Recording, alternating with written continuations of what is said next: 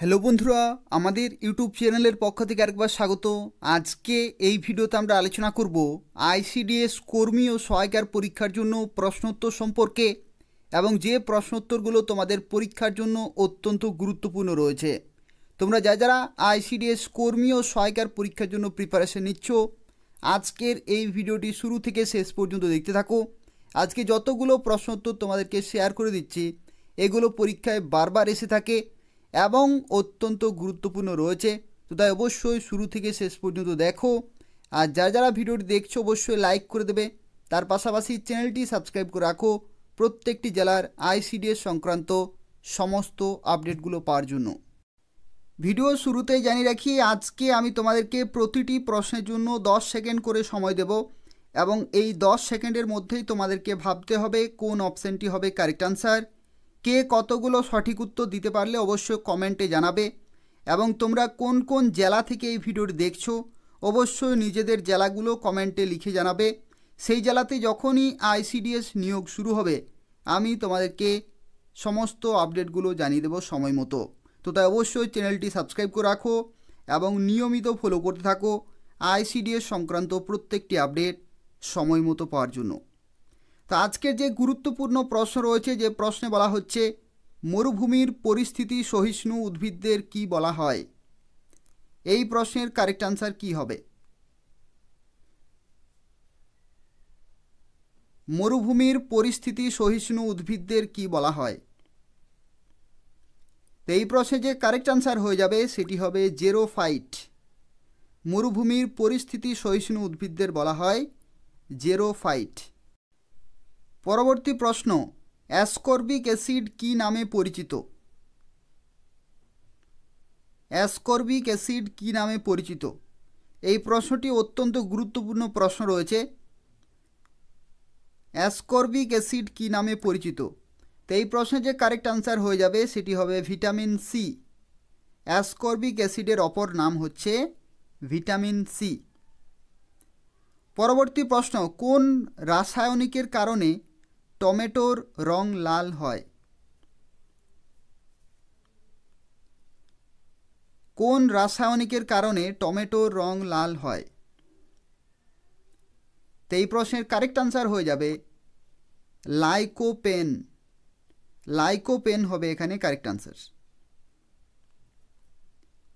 পরবর্তী প্রশ্ন, খাবারে ড্যাশ এর উপস্থিতি পরীক্ষা করতে আয়োডিন ব্যবহার করা হয়? খাবারে কিসের উপস্থিতি পরীক্ষা করতে আয়োডিন ব্যবহার করা হয়? তো এই প্রশ্নের কারেক্ট আনসার হয়ে যাবে স্টার্চ। খাবারে স্টার্চের উপস্থিতি পরীক্ষা করতে আয়োডিন ব্যবহার করা হয়। পরবর্তী প্রশ্ন, প্রাণীর খাদ্য পরিপাক পদ্ধতিতে প্রোটিন জাতীয় খাদ্য কোন পদার্থে বিভাজিত হয়? অত্যন্ত গুরুত্বপূর্ণ একটি প্রশ্ন রয়েছে। প্রাণীর খাদ্য পরিপাক পদ্ধতিতে প্রোটিন জাতীয় খাদ্য কোন পদার্থে বিভাজিত হয়? এটার কারেক্ট আনসার হয়ে যাবে অ্যামাইনো অ্যাসিড। অ্যামাইনো অ্যাসিড হবে এখানে কারেক্ট আনসার। পরবর্তী 6 নম্বর প্রশ্নে বলা হচ্ছে কোন গ্রন্থির কার্যকারিতা কমে গেলে বন্ধ্যাত্ব হতে পারে? কোন গ্রন্থির কার্যকারিতা কমে গেলে বন্ধ্যাত্ব হতে পারে? তো এই প্রশ্নের কারেক্ট আনসার হয়ে যাবে থাইরয়েড। থাইরয়েড গ্রন্থির কার্যকারিতা কমে গেলে বন্ধ্যাত্ব হতে পারে। পরবর্তী 7 নম্বর প্রশ্নে বলা হচ্ছে বিশ্ব এইডস দিবস কবে পালিত হয়? এগুলো তোমাদের পরীক্ষার জন্য খুবই গুরুত্বপূর্ণ রয়েছে। শুরু থেকে শেষ পর্যন্ত অবশ্যই দেখতে থাকো। এগুলো তোমাদের আইসিডিএস কর্মী এবং সহায়িকার পরীক্ষার জন্য অত্যন্ত গুরুত্বপূর্ণ প্রশ্ন রয়েছে। বিশ্ব এইডস দিবস কবে পালিত হয়? তো এই প্রশ্নের কারেক্ট আনসার হয়ে যাবে 1 ডিসেম্বর। অপশান এ হচ্ছে এখানে কারেক্ট আনসার। পরবর্তী প্রশ্ন, বিশ্ব পোলিও দিবস কবে পালিত হয়? বিশ্ব পোলিও দিবস কবে পালিত হয়? তো এই প্রশ্নের কারেক্ট আনসার হয়ে যাবে 24 অক্টোবর। 24 অক্টোবর বিশ্ব পোলিও দিবস পালিত হয়। পরবর্তী প্রশ্ন, আপেলের মধ্যে কোন অ্যাসিড থাকে? অত্যন্ত গুরুত্বপূর্ণ প্রশ্ন রয়েছে, আপেলের মধ্যে কোন অ্যাসিড থাকে? তো এই প্রশ্নের কারেক্ট আনসার হয়ে যাবে ম্যালিক অ্যাসিড। আপেলের মধ্যে যে অ্যাসিড বর্তমান সেটি হলো ম্যালিক অ্যাসিড। পরবর্তী প্রশ্ন, লেবুতে কোন অ্যাসিড পাওয়া যায়? লেবুতে কোন অ্যাসিড পাওয়া যায়? কি হবে কারেক্ট আনসার? তো এই প্রশ্নের কারেক্ট আনসার হয়ে যাবে সাইট্রিক অ্যাসিড। লেবুতে কোন অ্যাসিড পাওয়া যায়? লেবুতে পাওয়া যায় সাইট্রিক অ্যাসিড। পরবর্তী প্রশ্ন, তেঁতুলে কোন অ্যাসিড পাওয়া যায়? তেঁতুলে কোন অ্যাসিড পাওয়া যায়? এই প্রশ্নের কারেক্ট আনসার কি হবে? এই প্রশ্নের কারেক্ট আনসার হয়ে যাবে টার্টারিক অ্যাসিড। টার্টারিক অ্যাসিড হবে এখানে কারেক্ট আনসার। পরবর্তী প্রশ্ন, নিম্নলিখিত কোনটি মানুষ হজম করতে পারে না? নিম্নলিখিত কোনটি মানুষ হজম করতে পারে না? তো এই প্রশ্নের কারেক্ট আনসার হয়ে যাবে সেলুলোজ। সেলুলোজ হবে কারেক্ট আনসার। অত্যন্ত গুরুত্বপূর্ণ প্রশ্ন রয়েছে, নিম্নলিখিত কোনটি মানুষ হজম করতে পারে না? সেলুলোজ। যারা যারা ভিডিওটি দেখছো অবশ্যই লাইক করে দেবে, শেয়ার করে দেবে এবং চ্যানেলটি সাবস্ক্রাইব করে রাখো। আইসিডিএস সংক্রান্ত গুরুত্বপূর্ণ প্রশ্নোত্তর, সাজেশন, প্রিভিয়াস ইয়ারের কোশ্চেন পেপার এবং তার সাথে সাথে প্রত্যেকটি জেলার আইসিডিএস সংক্রান্ত সমস্ত আপডেটগুলো পাওয়ার জন্য। পরবর্তী প্রশ্নে বলা হচ্ছে, ভারতে জাতীয় কন্যা দিবস কবে পালিত হয়? ভারতে জাতীয় কন্যা দিবস কবে পালিত হয়? তো এই প্রশ্নের কারেক্ট আনসার হয়ে যাবে 24 জানুয়ারি। 24 জানুয়ারি পালিত হয় ভারতে জাতীয় কন্যা দিবস। পরবর্তী প্রশ্ন, ভিনিগার রাসায়নিকভাবে কী নামে পরিচিত? ভিনিগার রাসায়নিকভাবে কী নামে পরিচিত?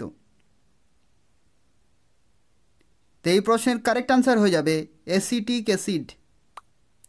ভিনিগার রাসায়নিকভাবে অ্যাসিটিক অ্যাসিড নামে পরিচিত। পরবর্তী প্রশ্ন, কোন খাদ্যে সবচেয়ে বেশি ভিটামিন সি পাওয়া যায়? কোন খাদ্যে সবচেয়ে বেশি ভিটামিন সি পাওয়া যায়? তো এই প্রশ্নের কারেক্ট আনসার হয়ে যাবে টক ফল। টক ফল হবে এখানে কারেক্ট আনসার। পরবর্তী প্রশ্ন, গ্যাস্ট্রিক গ্রন্থি কোথায় থাকে? গ্যাস্ট্রিক গ্রন্থি কোথায় থাকে? এই প্রশ্নের কারেক্ট আনসার কি হবে? তো এই প্রশ্নের কারেক্ট আনসার হয়ে যাবে পাকস্থলীর প্রাচীরে। পাকস্থলীর প্রাচীরে থাকে গ্যাস্ট্রিক গ্রন্থি। পরবর্তী প্রশ্নে বলা হচ্ছে, ভারতের সুপ্রিম কোর্টের একজন বিচারকের বয়সসীমা কত? ভারতের সুপ্রিম কোর্টের একজন বিচারকের বয়সসীমা কত? এই প্রশ্নের কারেক্ট আনসার হয়ে যাবে 65 বছর। ভারতের সুপ্রিম কোর্টের একজন বিচারকের বয়সসীমা হচ্ছে 65 বছর। পরবর্তী প্রশ্ন, যকৃৎ ও পেশিগুলিতে শক্তি কী রূপে সঞ্চিত হয়? যকৃৎ ও পেশিগুলিতে শক্তি কী রূপে সঞ্চিত হয়? তো এই প্রশ্নের কারেক্ট আনসার হয়ে যাবে গ্লাইকোজেন। গ্লাইকোজেন হবে এখানে কারেক্ট আনসার। পরবর্তী প্রশ্ন, কোন প্রণালী ভারত ও শ্রীলঙ্কাকে বিভক্ত করেছে?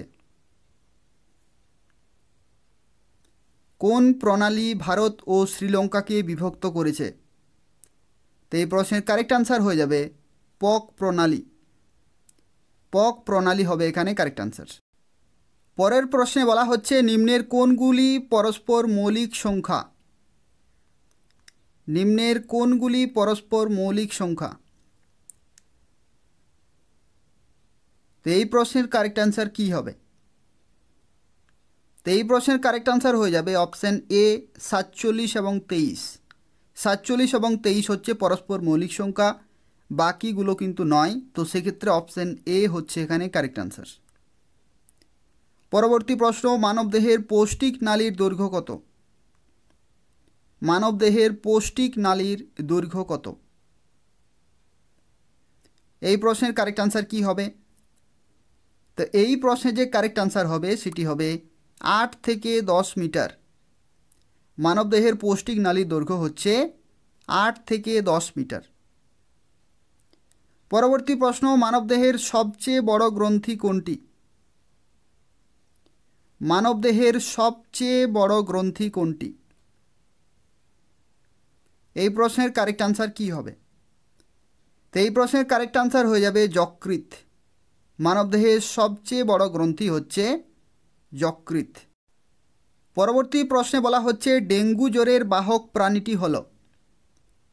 এই প্রশ্নের কারেক্ট আনসার কি হবে?